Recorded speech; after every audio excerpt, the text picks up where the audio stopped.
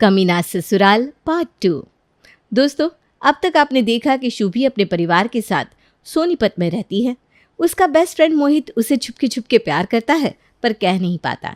और शुभी और प्रेम की प्रेम कहानी फुल स्पीड पर चल रही थी, पर अचानक शुभी के पिता ने उसका रिश्ता बम्बई के रोहित के साथ करा दिया। रोहित, उसकी माँ और उसके पिता शुभी को बहुत परेशान करते हैं। एक दिन सोनिया जी ने किसी को घर बुलाया था, पर जब शुभी उससे मिली तो उसके होश ही उड़ गए। अब आगे क्या हुआ शुभी, तुम ऐसे क्यों खड़ी हो गई हो? नहीं मम्मी जी, कुछ नहीं। इसे तो तुम जानती होगी ना? हाँ, अरे मेरा मतलब है कि ये भी तो सोनीपत से ही है। छोटा शहर है तो मुझे लगा कि तुम दोनों एक दूसरे को जानते ही होगे। जी आंटी, हम एक दूसरे को बहुत अच्छे से जानते हैं। हम लोग साथ में ही पढ़ते थे कॉलेज में। शुभी, कैसी हो? बहुत बदल गई हो तुम। जिस अतीत को शुभी भुलाने की कोशिश करती हर रात को, वही अतीत उसके सामने आ खड़ा था। वो समझ ही नहीं पा रही थी कि वो करे तो क्या करे। रोए, हंसे, उसे कहे कि तुम मुझे भगाकर लेकर क्यों नहीं गए, पर वो मौन खड़ी रही। अपने आप को संभालने के बाद वो चाय नाश्ता देकर अंदर चली गई, पर उसके मन में जहाँ एक तरफ खुशी थी, वहीं दूसरी जगह घबराहट। आखिर क्यों आया होगा प्रेम वहाँ? तभी उसे एक मैसेज आता है। 5 मिनट के बाद दूध लेने के बहाने नीचे आ जाना। वो नीचे जाती है और शुभी, मैं यहाँ हूँ। चले जाओ यहाँ से। आखिर इतने समय बाद तुम आए ही क्यों? और तुम मेरी सास को कैसे जानते हो?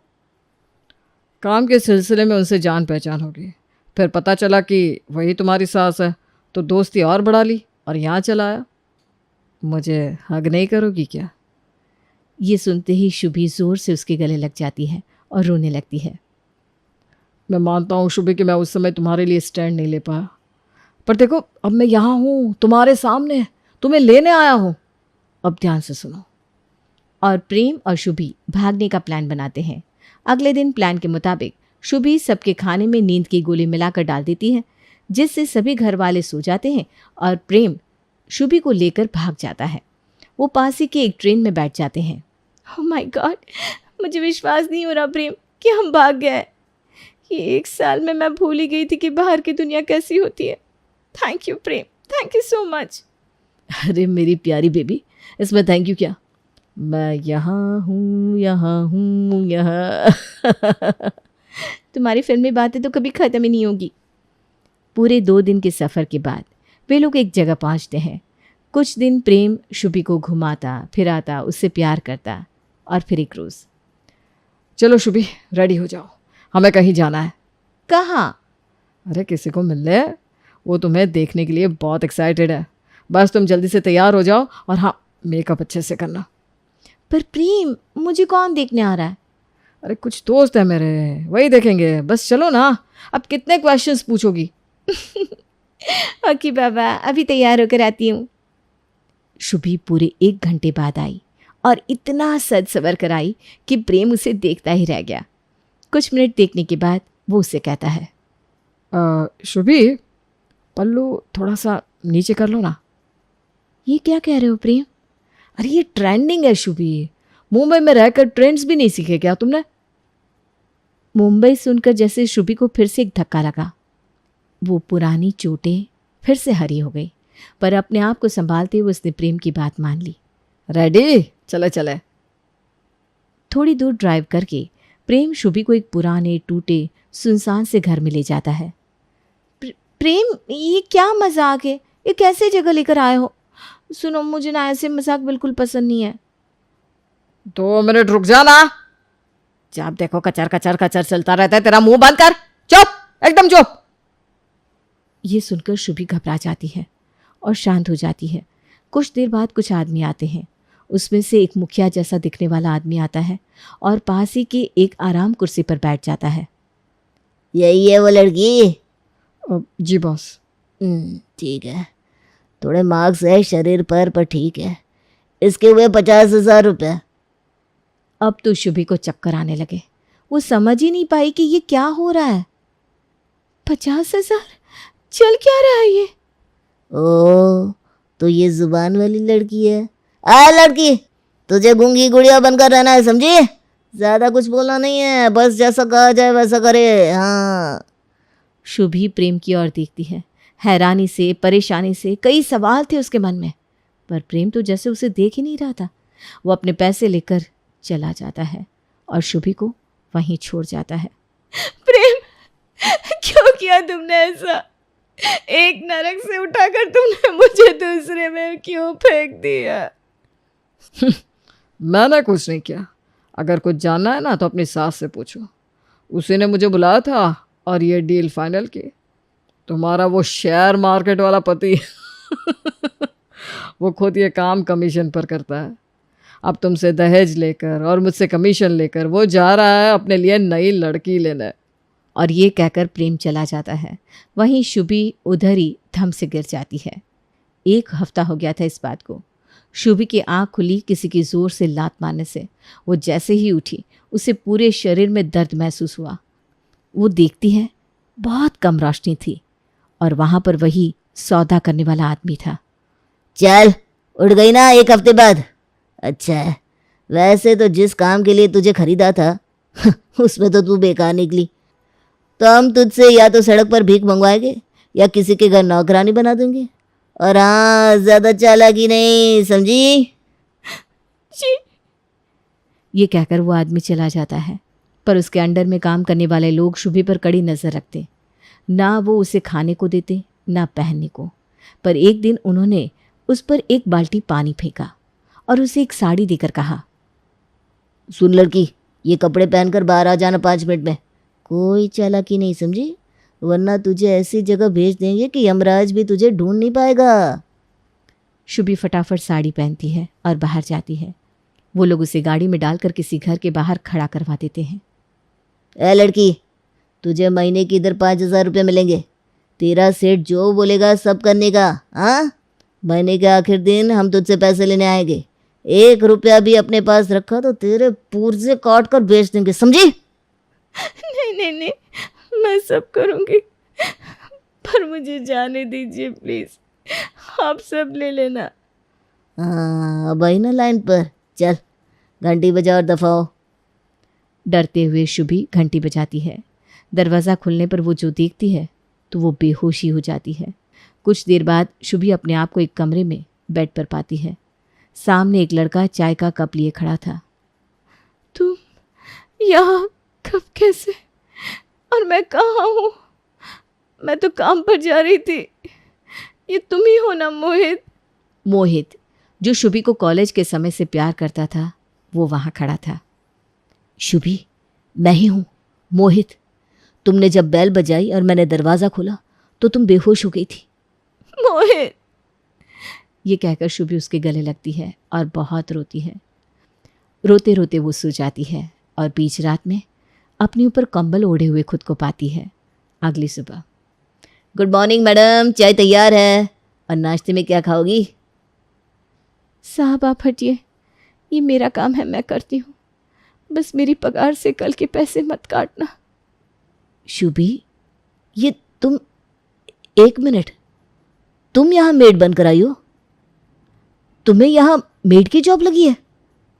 हाँ साहब। शट अप शुभी, एक तो ये साहब साहब कहना बंद करो। यहाँ बैठो और मुझे शुरू से बताओ क्या हुआ है तुम्हारे साथ। क्या बताऊँ मोहित, मैं पागल थी जो प्यार में फंस गई। पर सबसे बुरे तो मेरे माँ बाप है। भारत में अक्सर लड़कियों की जिंदगी जेल जैसी हो जाती है। माँ बाप को बस चकाचौंध दिखती है और बिना कुछ जाने, बिना कुछ समझे अपनी बेटी, नहीं, अपने बोझ को वो अपने सर से हटाकर किसी और के सर मढ़ देते हैं। मोहित, मैं प्रेम के साथ रिलेशनशिप में थी। ये बात जब पापा को पता चली तो उन्होंने मेरे लिए रिश्ते देखना शुरू किया। उन्हें ये परिवार मुंबई का मिला तो सोचा कि बेटी को तो बड़े शहर भेजेंगे, साथ ही उनका शहर में आना जाना आसान हो जाएगा। और बस ये सोचकर मेरी शादी करवा दी। मेरा पति शेयर मार्केट का कहकर घर पर रहता था। निठल्ला था वो। दिन भर गंदी पिक्चरें देखना, लड़कियों से बात करना, सिगरेट दारू पीना, बस यही उसका काम था। मेरा ससुर मुझे यूज करता था और मुझसे चुप ऐसे कहता था। और इस सब में सबसे घटिया मेरी सास थी। वो प्रेम को पहले से जानती थी, उन्होंने मुझे उसे दे दिया। मोहित ने फिर से मेरी लाइफ में आकर मुझे भाग जाने को उकसाया और मुझे 50,000 में बेच दिया। क्योंकि मेरे शरीर पर मार्क्स थे तो मुझे वो धंधे पर बिठा नहीं सके। तो या तो मैं मेड बन सकती थी या सड़क पर भीख मांग सकती थी। किस्मत ने थोड़ा साथ दिया और मुझे मेड बना दिया उन्होंने। बस यही है मेरी कहानी। मेरे ससुराल वालों ने तो खुद मुझे बेच दिया और मेरे मायके वालों से मैं बात भी नहीं करना चाहती। हाँ प्लीज मुझे इस काम पे रहने देना। ये सब सुनकर मोहित भी रोने लगा। वो खुद को रोक नहीं पाया और रोते हुए उसने शुभी को गले लगा लिया। मुझे माफ कर दो मोहित, प्रेम अच्छा लड़का नहीं था। मेरी शादी के समय हम भागने वाले थे, पर उसने तो मेरे भाई को पहले से पटा कर रखा था, इसीलिए मेरे रिश्तेदार मुझे पकड़ कर वापस ले आए। आई एम सॉरी मोहित, मुझे तुम्हारी बात मान लेनी चाहिए थी। तुमने कहा भी था कि वो अच्छा लड़का नहीं है, पर मेरी आंखों पर तो प्यार की पट्टी बंधी हुई थी। शुभी, प्रेम की एक ऐसी सच्चाई थी जो मैं जानता हूँ, इसीलिए मैं तुम्हें उसके पास नहीं देखना चाहता था। प्रेम सोनीपत से है भी नहीं, वो तो कोई और छोटे गांव से है। अरे उसका तो नाम प्रेम है ही नहीं, उसका नाम अरविंद है। बचपन से ही उसे जल्दी पैसा कमाना था।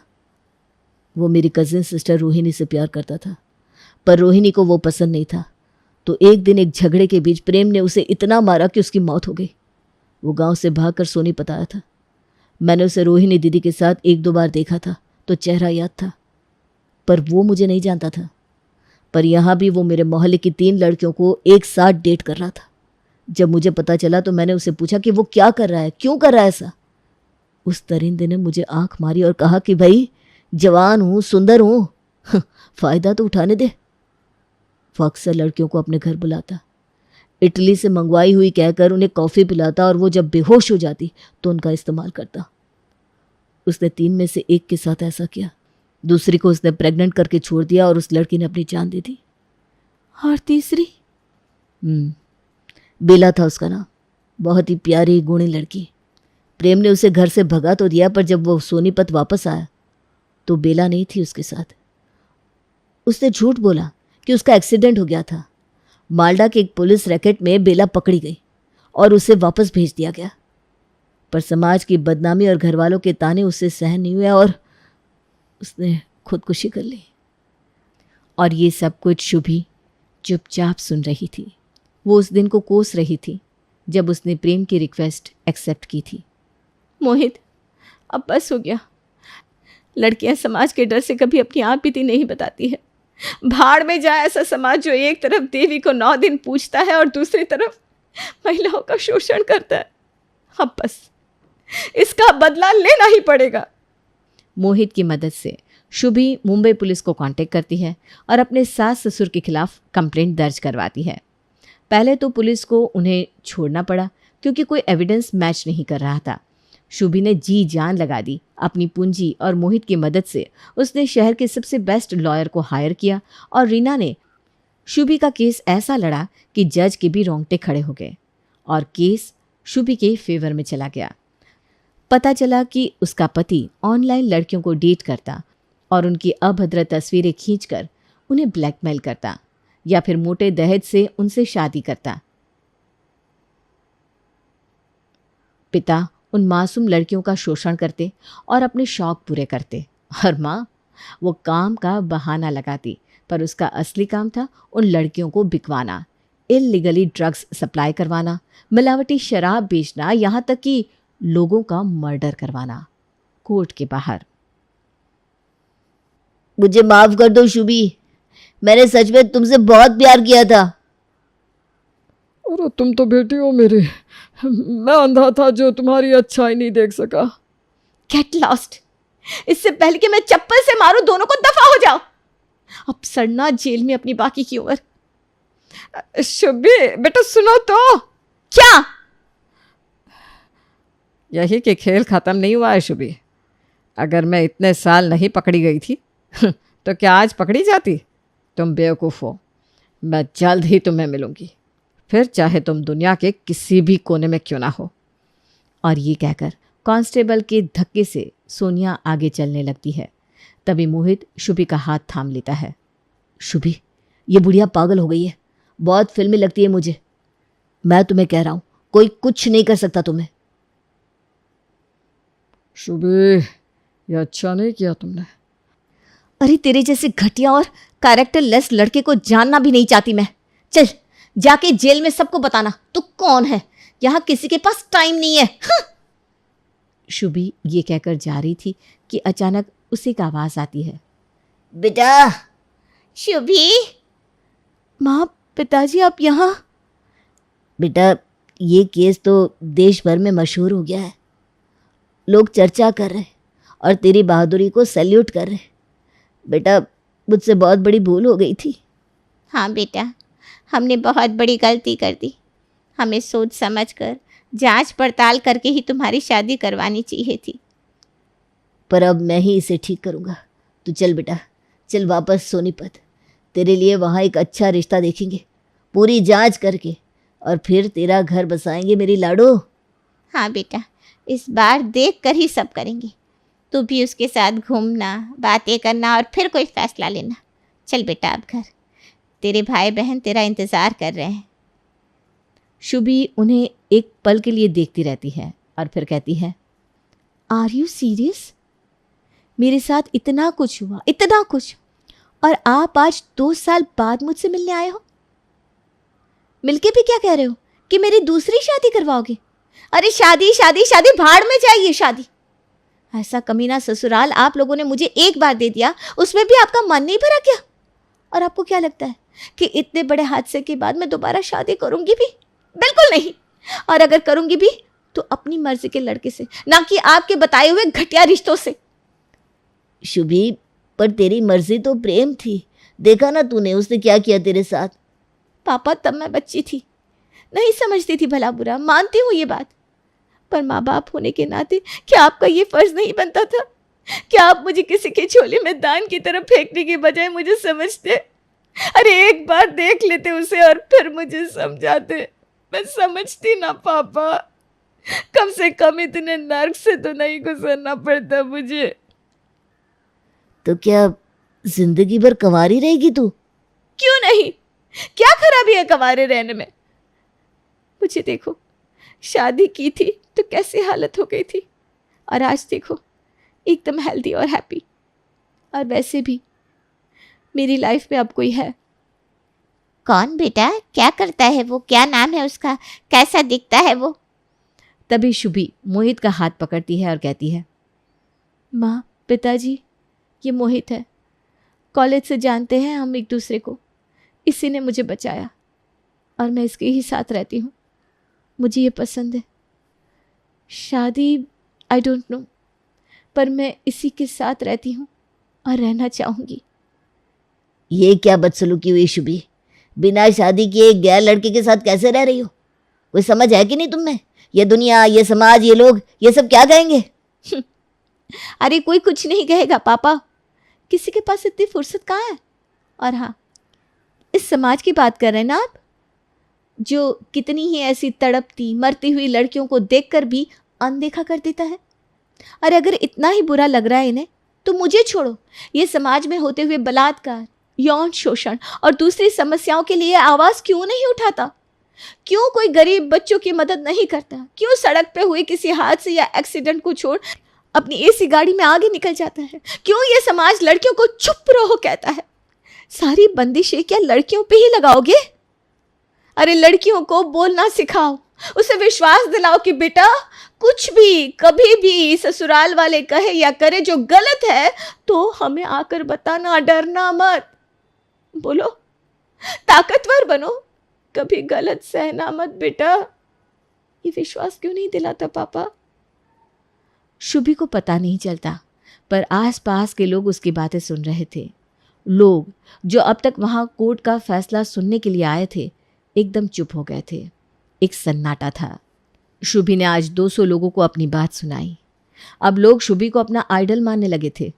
उसके इंटरव्यूज़ और पॉडकास्ट में वो सबको अपने हक के लिए आवाज़ उठाने की प्रेरणा दी थी।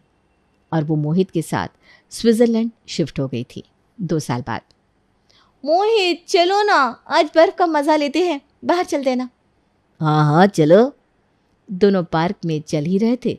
मोहित कुछ आगे चला गया और शुभी जूते की लेस बांध रही थी कि अचानक किसी ने उसकी पीठ थपथपाई। शुभी मुड़ी और क्यों? कहा था ना मैंने कि मैं आऊंगी।